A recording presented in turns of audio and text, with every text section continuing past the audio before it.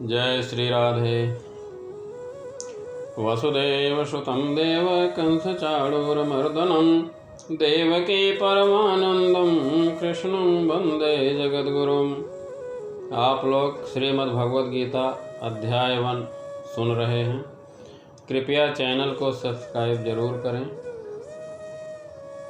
पापमेव आश्रयेत् अस्मान् पैतानाततायिनः तस्मान्नः वयं हन्तुं धार्तराष्ट्रान् सबान्धवान् स्वजनं हि कथं हत्वा सुखिनः श्याम माधव यद्यप्येतेन पश्यन्ति लोभोपहतचेतसः कुलक्षयकृतं दोषं मित्रद्रोहे च पातकं कथं न ज्ञेयमस्माभिः पापादस्मन्निवर्तितुं कुलक्षयकृतं दोषं प्रपश्यद्भिर्जनार्दनः कुलक्षये प्रणश्यन्ति कुलधर्मा सनातना धर्मे नष्टे कुलं कृष्णमधर्मोऽभिभयत्युत।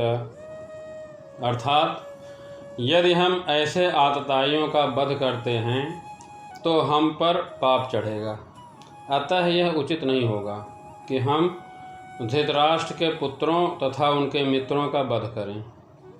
हे लक्ष्मीपति भगवान कृष्ण, इससे हमें क्या लाभ होगा और अपने ही कुटुंबियों को मारकर हम किस प्रकार सुखी हो सकते हैं। हे जनार्दन, यद्यपि लोभ से अभिभूत चित्त वाले ये लोग अपने परिवार को मारने या अपने मित्रों से द्रोह करने में कोई दोष नहीं देखते, किंतु हम लोग जो परिवार के विनष्ट करने में अपराध देख सकते हैं, ऐसे पाप कर्मों में क्यों प्रवृत्त हों। कुल का नाश होने पर सनातन कुल परंपरा नष्ट हो जाती है और इस तरह शेष कुल भी अधर्म में प्रवृत्त हो जाता है। अब देखिए, आतताई 6 प्रकार के होते हैं। पहला, विष देने वाला। दूसरा, घर में अग्नि लगाने वाला। तीसरा, घातक हथियार से आक्रमण करने वाला। चौथा, धन लूटने वाला। पांचवा, दूसरे की भूमि हड़पने वाला। तथा छठा, पराई स्त्री का अपहरण करने वाला। ऐसे आतताइयों का तुरंत वध कर देना चाहिए। इनके वध करने से कोई पाप नहीं लगता। आतताइयों का इस तरह जान से मार देने वाला किसी सामान्य व्यक्ति को शोभा दे सकता है, किंतु अर्जुन कोई सामान्य व्यक्ति नहीं है। वह स्वभाव से साधु हैं, अतः वह उनके साथ साधुवत व्यवहार करना चाहते हैं, किंतु इस तरह का व्यवहार क्षत्रिय के लिए उचित नहीं है। यद्यपि राज्य के प्रशासन के लिए उत्तरदायी व्यक्ति को सज्जन प्रकृति का होना चाहिए, किंतु उसे कायर नहीं होना चाहिए। उदाहरण देखें तो भगवान राम इतने साधु थे कि आज भी लोग राम राज्य में रहना चाहते हैं, किंतु भगवान राम ने कभी कायरता प्रदर्शित नहीं की। रावण आतताई था क्योंकि वह माता सीता का अपहरण करके ले गया था, किंतु भगवान राम ने उसे ऐसा पाठ पढ़ाया जो विश्व इतिहास में बेजोड़ है। अर्जुन के प्रसंग में विशिष्ट प्रकार के आतताइयों से भेंट होती है और ये हैं उनके निजी पितामह, आचार्य, मित्र, पुत्र, पौत्र इत्यादि इत्यादि। इसलिए अर्जुन ने विचार किया कि उनके प्रति वह सामान्य आतताइयों जैसा कट व्यवहार ना करे। इसके अतिरिक्त साधु पुरुषों को तो क्षमा करने की सलाह दी जाती है। साधु पुरुषों के लिए ऐसे आदेश किसी राजनीतिक आपातकाल से अधिक महत्व रखते हैं।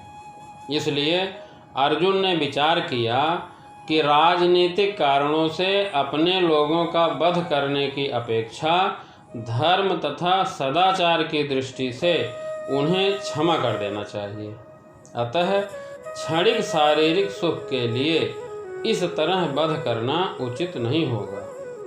अंततः जब सारा राज्य तथा उससे प्राप्त सुख अस्थायी नहीं है, तो फिर अपने लोगों को मारकर वह अपने ही जीवन तथा शाश्वत मुक्ति को संकट में क्यों डाले।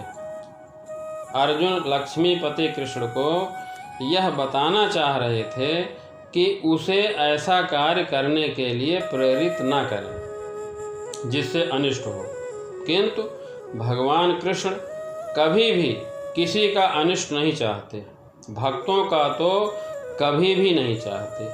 क्षत्रिय से यह उम्मीद नहीं की जाती कि वह अपने शत्रु दल द्वारा युद्ध करने या जुआ खेलने का निमंत्रण दिए जाने पर मना करे। ऐसी अनिवार्यता में अर्जुन लड़ने से नकार नहीं सकता, क्योंकि उसको दुर्योधन के दल ने ललकारा था। इस प्रसंग में अर्जुन विचार किया कि हो सकता है कि दूसरा पक्ष इस ललकार के परिणामों के प्रति अनभिज्ञ हो, किंतु अर्जुन को तो दुष्परिणाम दिखाई दे रहे थे, अतः वह इस ललकार को स्वीकार नहीं सकता। यदि परिणाम अच्छा हो तो कर्तव्य वस्तुतः पालनीय है, किंतु यदि परिणाम विपरीत हो तो हम उसके लिए बाध्य नहीं होते। इन पक्ष विपक्षों पर विचार करके अर्जुन ने युद्ध न करने का निश्चय किया।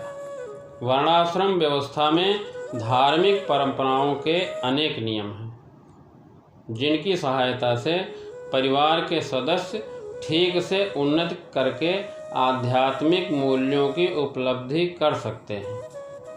परिवार में जन्म से लेकर मृत्यु तक के सारे संस्कारों के लिए वयोवृद्ध या बुजुर्ग लोग उत्तरदायी होते हैं, किंतु इन बुजुर्गों के मृत्यु के पश्चात संस्कार संबंधी पारिवारिक परंपराएं रुक जाती हैं और परिवार के जो तरुण सदस्य बचे रहते हैं वे अधर्ममय व्यसनों में प्रवृत्त होने से मुक्ति लाभ से वंचित रह जाते हैं। अतः किसी भी कारणवश परिवार के वयोवृद्धों का वध नहीं होना चाहिए, बुजुर्गों का आदर होना चाहिए। धन्यवाद। भगवान श्री कृष्ण आप सभी का मंगल करें।